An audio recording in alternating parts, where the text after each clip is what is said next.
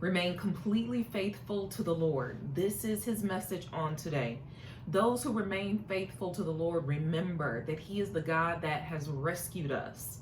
Whether we are talking about our ancestors in the land of Egypt, or we're talking about our personal affairs, when he gave you that opportunity, that job, that person to lean on, when he gave you the creative insight to start that business of yours, to sustain the relationships that have fortified and guided you in the right way. This was the Lord rescuing you. In 2 Chronicles chapter 17, this was the message of King Jehoshaphat, and he was one of the most successful. When we learn about even King Hezekiah and Asa, we know that the kings who rose were always the ones that stayed faithful. The ones who fell, again, did not. In 2 Chronicles chapter 15, it says, the Lord will be with you as long as you obey him. This was one of the messages that the prophets of that time often gave. In 2 Chronicles chapter 16, it says the Lord is constantly watching everyone, and he gives strength to those who obey him. In 2 Chronicles 19, when they were dealing with legal affairs, it was always about obeying the principles of the Lord.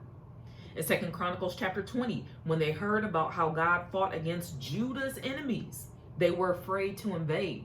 Judah was the southern kingdom. They were known for following the Lord, most of their kings. Israel, the northern kingdom, because the kingdoms were split at this time, they were rebellious toward the Lord. So the Lord's favor always tended to surround Judah. And that is the line of the African Americans today. Now, the tribes are scattered all throughout the land, but this is us, okay?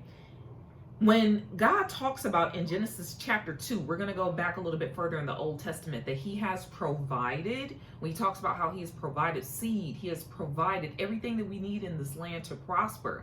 He's reminding you right now that he has provided for you, and he just is lovingly wanting to remind you to remember him.